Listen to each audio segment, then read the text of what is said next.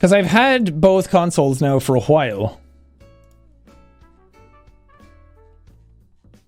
But a lot of stuff is under embargo, so I can't talk about it.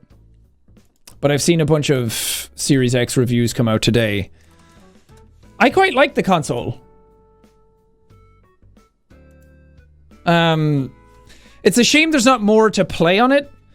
Because when I got it, I was like, okay, let's go. New console. I got that one first. And first of all, the actual look of it. Actually, you know what? I'll go get it. Hold on. Oh, sus. It says kinda sus. You can kinda see it. But yeah. Small flex. Here it is. Isn't that cool? Shoot. It's a lot smaller than I expected it to be. I know some people will probably think it's bigger, but I actually expected it to be bigger than this. And it's a lot smaller than I thought. It's heavy though. Like really heavy. It feels like it's about 6 kilos. Which is very heavy for a console, but it's just dense. Like all the stuff is in the bottom down here, and then it's just one giant fan in the top. And this thing is dead silent when you play anything on it. Like no matter what I'm playing, it gets quite hot at the top, but it's absolutely silent whenever I play. And I've been trying out like a bunch of older games again. I replayed Sekiro on it, and to try it out because Sekiro had an unlocked frame rate, and to try and see, and now it's basically 60 FPS almost the entire time. It's like a couple of slowdowns, I think, which is really cool. So I'm very thankful that they sent me one. I feel very fortunate. I do have one ordered as well. I did buy the PS5 and the Xbox Series X. But I didn't know they were going to send me them at the time. So I was like, I'll just keep my pre-orders as well. But it's cool. I like this effect on the top. It's not like lights, it's just colored paint. But it's mesmerizing to look at whenever you pass over the top of it. But the thing about it is that there's no new games. The fingerprints, that's because I'm a greasy bitch. There's no new games out for it. So it's just kind of, I've been playing a lot of older games on it, and the speed of it is nuts. Like I know all the talk is about SSDs and load times and everything. What's impressed me so far is not only does like everything boot up really quickly, but all of the games, like all the older games as well, it just works immediately. Like all of the older ones load faster, and a lot of games have like they run better now on it, which is just a case of throwing stronger hardware at games that needed it in the previous generation. But it's, I don't know, I really like it, even though there's no new games for it. And I know that's going to be a big turn off for people, and everyone will be like, well, this has this games and that has nothing. But honestly, I've just been using it as my all-in-one system now to watch like YouTube and Netflix on in the living room, and then playing like older games on it, which I've highly enjoyed. But what's astonishing to me is how quickly it switches between games. Not only does it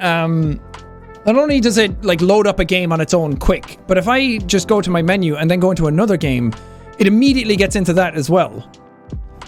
And then going back and forth between them is super quick. But what my favorite feature of it so far is that now I've plugged it out. How many times have you plugged out your console, and then when you go to plug it back in, it just takes forever to turn back on? Or it's like, hey, you plugged it out and you shouldn't have done that because we were in rest mode or something.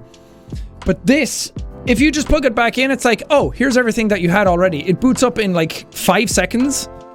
Probably not, I didn't actually time it. But it boots up really quickly, and then all of the games that you were playing are already...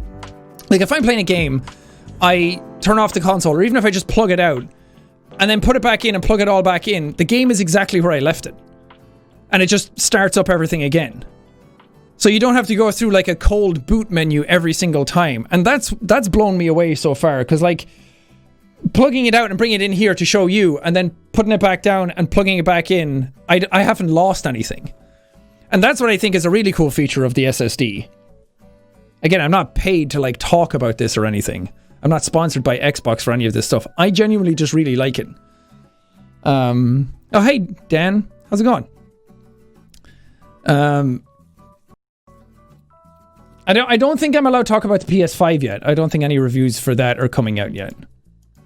Their embargoes were pretty strict. When I got it, I was only allowed to show the box, and then a couple of days later, I was only allowed to show it, but off. I wasn't actually allowed to turn it on and show you. But I think reviews for the controller are out. I'm so worried that I talk about stuff that I'm not actually allowed to talk about.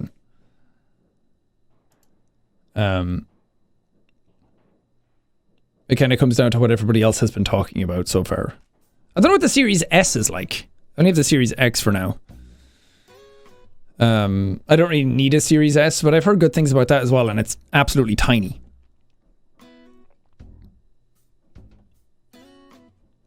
But I can guarantee you that I will have, yes, a Miles Morales playthrough, I think, on the day of launch. I think I'll be able to start uploading it. So I will have a full series on that when the embargo lifts. But again, I can't talk about anything. Boo-doo. But I am excited for it. I'm excited to, I think we'll stream Demon Souls, the remake. I think that'll be really fun. I've only played Demon Souls once on PS3.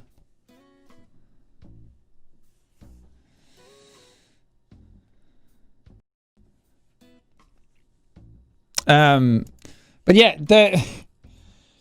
you will be astonished by how big the PS5 is. Like, I knew it was going to be big. I saw all the stuff showing Xbox next to the PS5 and showing like the height difference between them. And then getting the Xbox, I was like, oh, it's smaller than I expected. But taking out the PlayStation, I was like, holy fuck, this thing is big. Like, it's pretty substantial. It takes up a huge amount of real estate.